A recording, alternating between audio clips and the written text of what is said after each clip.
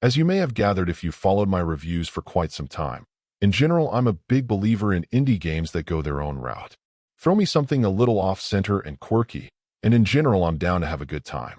That said, I'm even more driven by the belief that games need to get your interest and have you firmly engaged pretty quickly if they don't want a substantial number of players to start eyeing their backlog, waiting for things to step up. While I tend to believe that it's vital to grab the player within the first 30 minutes, at least within an hour there needs to be some hook that will clearly incentivize continued play. While it satisfies the quirky end of the equation, in general terms I'd say Off is one of those titles that struggles, if not fails, on the incentive end. With its minimalist and yet colorful look, there's no doubt that Off is determined to simply go its own way when it comes to visuals.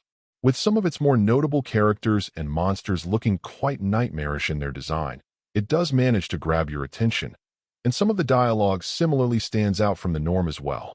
In terms of its puzzles, I'm a bit more torn.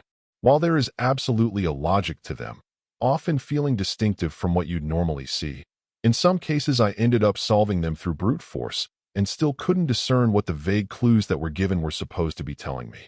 I suppose I can respect the choice to test the player, but given that this is primarily an RPG, it also feels like a bit of a misstep. While this doesn't happen too often, I also feel like the marketing push for the game has done it few favors. I have no doubt that given how long ago it was originally released, and the fact that it likely served as a model for more notable recent titles like Undertale, that its look and style have been influential. But even with the various updates and additions that have been made to it for this specific release, it struggled to keep my interest. The action-oriented nature of combat, aside from its general quirk and your ability to play the game in very different ways, help to keep Undertale interesting on an ongoing basis. By contrast, the very regular combat you'll be working through here is dull and listless, too often playing out the same way with the same enemies over and over again. Between the plain and forgettable combat and puzzles that seemed needlessly obtuse, slowing me down without feeling rewarding, I started thinking about how I could be better using my gaming time.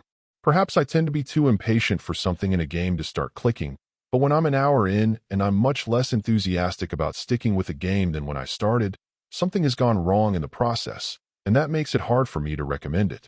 Overall, my final score for the game ended up being a 6.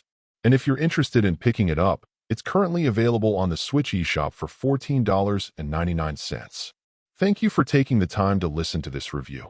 And if you'd like more information or ideas of indie games worth checking out on the Switch or the Switch 2, be sure to click on the link provided in the description. Until next time,